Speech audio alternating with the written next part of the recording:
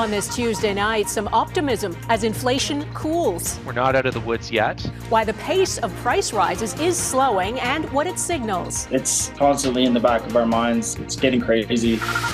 Breaking news, Fox News agrees to pay almost $1 billion to settle a lawsuit. The truth matters. Lies have consequences. The dramatic conclusion to one of the most watched media trials in decades. Friends in warm places, questions about a Trudeau family vacation to a luxury Caribbean resort. Plus, pulling a championship out of the bag. She found it. Very nice. Good find. Meet the Canadian teenager making history atop the Scrabble world.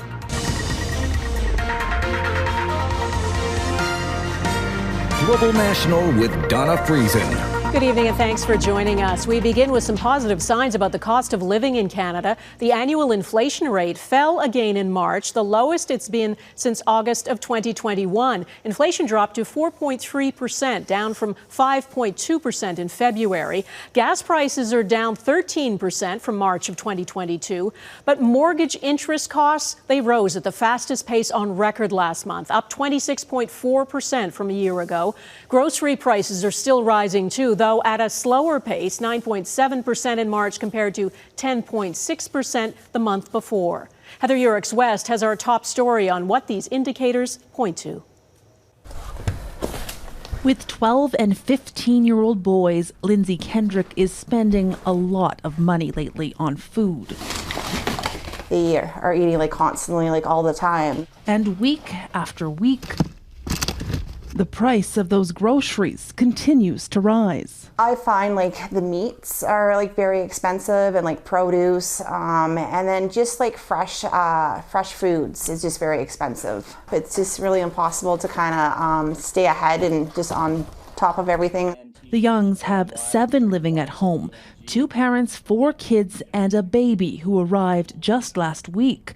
The family food bill has never been so steep. Last year, I was actually tracking around this time. So it was between $700 to $900 a month, and it's literally has doubled. The food prices are still high. They're still at about 9% year-over-year growth as of the March data print. According to economists, there are signals that relief is on the way. The country's inflation rate has dipped 5 consecutive times. And while it's still higher than the target of 2%, the cooling means the Bank of Canada's interest rate hikes are working. But we're not out of the woods yet. It will take time to bring us back towards that level of price growth that's consistent with economic stability and a more comfortable quality of life. Unfortunately, for families like the Kendricks, it's likely to be a few more months of escalating price pain. The Youngs worry how they'll cover their rising costs. It's constantly in the back of our minds, what are we going to have to, are we going to have to sell our trailer or anything just to, survive? It's getting crazy already. Canada's fight against inflation, far from won. Heather Yourex-West, Global News, Calgary. In the U.S., a dramatic development in a defamation case. Fox News has settled a $1 billion lawsuit over lies it aired during the 2020 presidential election. The news emerged just before opening arguments began in court. Fox News agreed to pay $787 million to Dominion Voting Systems. It was seeking $1.6 billion in compensation, alleging Fox knowingly defamed it with baseless claims the election was rigged against Donald Trump. Jackson Prosco has the details of this massive settlement and what it means. Jackson. Well, Donna, simply put, Fox's dishonesty about Dominion Voting Systems has cost it this massive amount of money. As you mentioned, $787.5 million.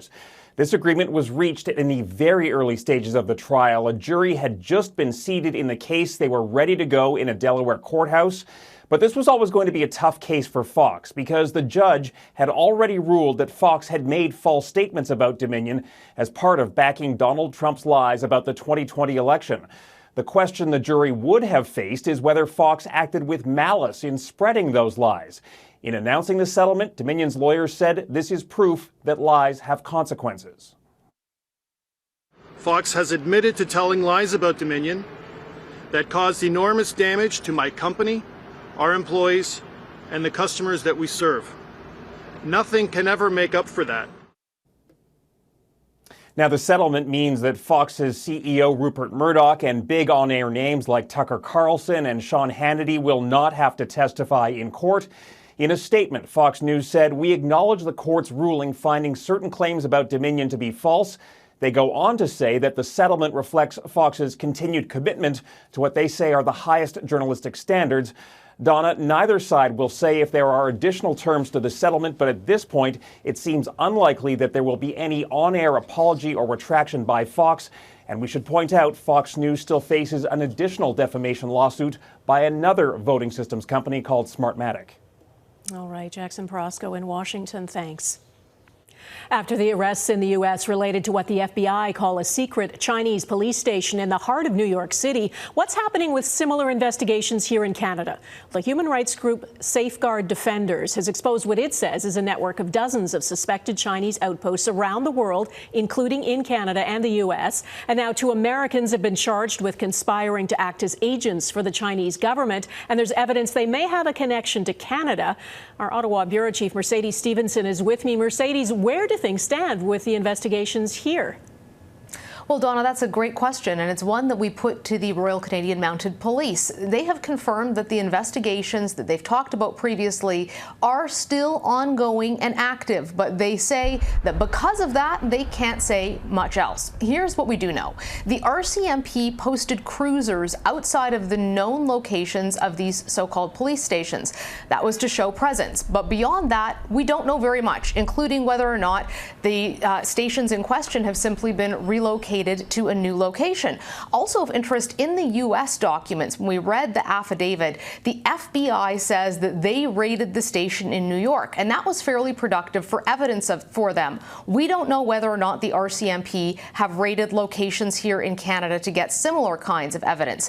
The RCMP have said that they are looking at potential criminal charges. In fact, when I spoke to the interim commissioner, he said they were looking at the possibility of harassment charges, but Canada doesn't have a foreign agents registry like the United States, so this would not be an identical charge. Experts here say that a foreign agents registry would help, but a former CSIS agent who we spoke to said there are laws on the books the RCMP could get started on now, but that we tend to be behind on these kinds of investigations. We don't need to reinvent the wheel in terms of legislation. I think it's just a matter of our national police force are much further behind in terms of experience and history in dealing with this type of nuanced threat. Mercedes, what about the evidence of a Canadian connection to the 2 men charged in New York? Well, Donna, in this affidavit, you can see that it says that there was a photograph found on one of the accused cell phones, and it says that it showed an opening ceremony with the 5 countries to first establish overseas police service locations, and that among those individuals depicted in the photographs were association presidents from Spain, France, Canada, and the Netherlands. We haven't seen that photo, and we don't know the identity of the individual in it, or whether or not the RCMP have seen it either, but it certainly opens a lot more questions about those ongoing investigations and where they might go. Okay, Mercedes Stephenson in Ottawa, thanks. The federal government and Canada's largest public sector union are counting down to one of the biggest strikes in Canadian history. If a deal is not reached by 9 p.m. Eastern tonight, the Public Service Alliance of Canada says its members will walk. Mackenzie Gray is with me. Mackenzie, are negotiations going right down to the wire? They certainly are, Donna. The federal government and the Public Service Alliance of Canada are still at the table right now trying to bang out a deal. But there was some optimism earlier today from the Prime Minister on how the talks are going.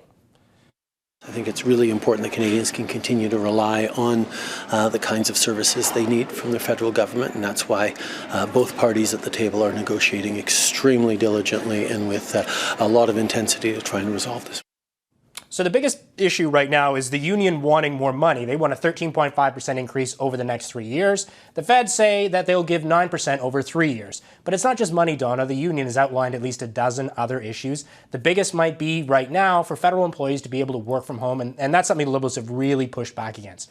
But if a strike does happen, 155,000 civil servants will be impacted. But expect that the federal government will deem thousands of them to be essential to help keep some services going. But even then, a strike would lead to interruptions at 23 different departments, including the passport office, where processing would be severely limited.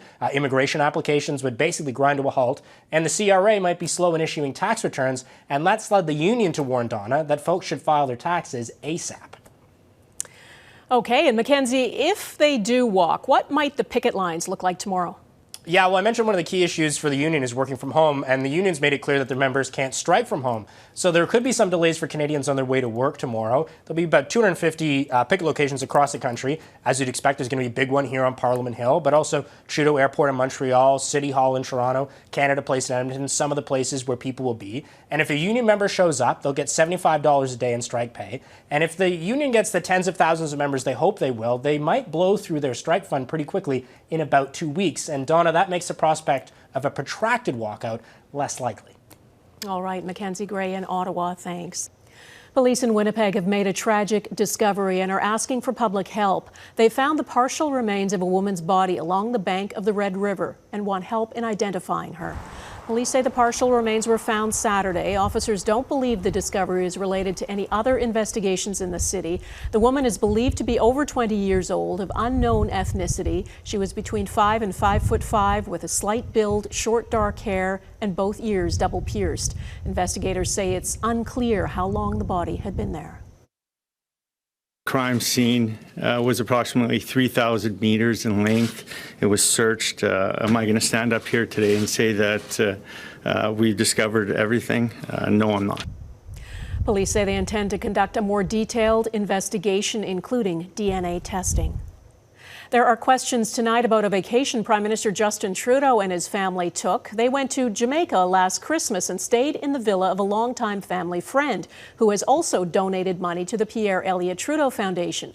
The winter getaway cost taxpayers tens of thousands of dollars, most of that for security and staff. And though the Ethics Commissioner cleared the trip before they left, the Prime Minister's judgment is again being called into question by his political opponents. Turia Isri reports. Prospect Estates is a luxury villa in Jamaica with sweeping ocean views that don't come cheap.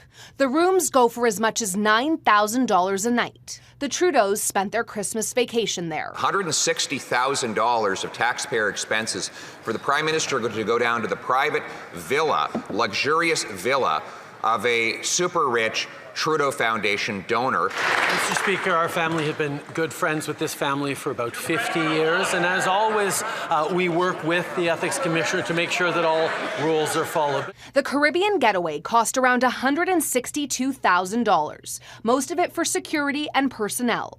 $115,000 for the RCMP, $33,000 to the Royal Canadian Air Force, and $13,000 for Privy Council staff. It's just another example of a Prime Minister that doesn't understand the realities of everyday Canadians.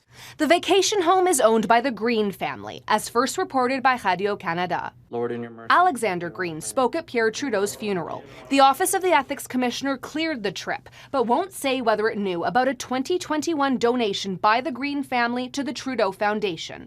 And of course, he stays with a friend who's donated to the Trudeau Foundation, because he's so independent from that foundation. Less than a week ago, the president, CEO, and entire board of directors at the Trudeau Foundation resigned, following revelations a Chinese businessman with ties to Beijing donated $200,000 to the charity. The Prime Minister's office says he paid the equivalent of a commercial airline ticket for himself and his family, and that this is standard practice. But this isn't the first time Trudeau's vacation choices have been called into question. I took responsibility. I accept. Trudeau apologized for violating the Conflict of Interest Act after a $270,000 trip to the Aga Khan's private island in 2016. You have to make sure that there is no perception where you think that some wealthy people, individuals, have privileged access. It's still not clear whether Trudeau paid for the accommodation. In a tropical getaway, his opponents say make him look out of touch at home. Turia Isri, Global News, Ottawa. In Sudan, there are reports a 24-hour ceasefire between the country's two rival generals is not holding. Gunfire and explosions are still being heard across Khartoum. Fighting between Sudan's armed forces and a paramilitary group is now in its fourth day as the powerful military factions battle for control. Millions of Sudanese people are caught in the crossfire. At least 270 people have been killed. That's according to the World Health Organization. The UN aid chief says they've received reports humanitarian workers are being attacked, in some cases even sexually assaulted. The incredible story of survival coming up. A mother speaks out as her son recovers from a shooting. Plus, sitting idle no more. This Russian plane has been sitting in Toronto, where it's headed now.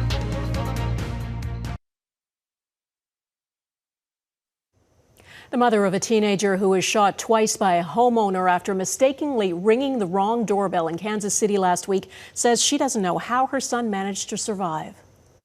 Because if you get shot at that close of a range and the CT said that and the doctor don't understand how, then I don't understand how. 16-year-old Ralph Jarl is now recovering at home, surrounded by a team of medical professionals. He was shot in the head and the arm. His mother, who's a nurse, says he's doing well. Jarl was picking up his younger twin brothers at a friend's house Thursday night, but accidentally went to the wrong address. And while he was standing there, his brothers didn't run outside, but he got a couple of bullets in his body instead of a couple of twins coming up out and giving him a hug. The white homeowner, an 84-year-old man accused of shooting Jarl, has been charged with assault in the first degree and armed criminal action. In rural upstate New York, another shooting, this one fatal. A homeowner is charged with second-degree murder after a 20-year-old woman was shot and killed when the car she was in turned into the wrong driveway on Saturday night. Kevin Monahan is accused of firing 2 shots from his porch. Kaylin Gillis, who was in the passenger seat of the car, died. Investigators don't believe the group had any previous interaction with Monahan. The woman's lawyer says there was no reason for him to feel threatened. Dueling visits ahead. Vladimir Putin and Volodymyr Zelensky meet with troops in Ukraine.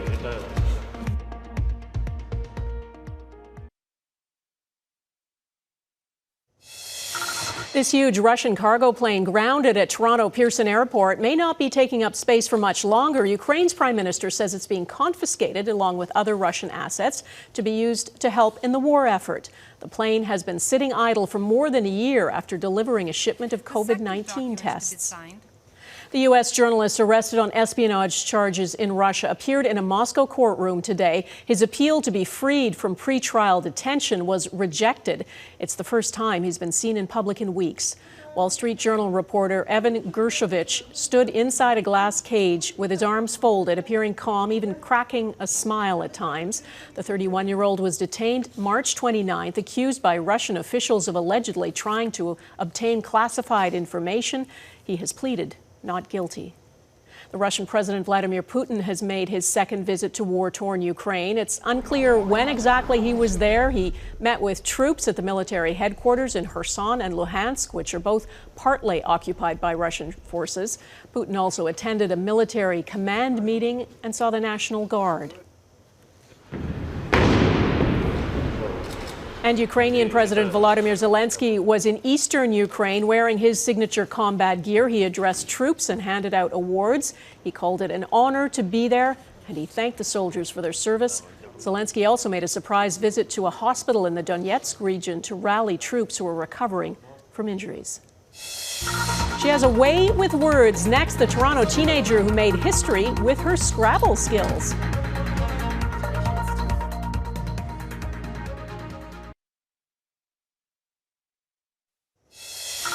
It feels like there's not much new to discover in the world, and then scientists stumble on this, a pristine, previously unknown coral reef off Ecuador's Galapagos Islands.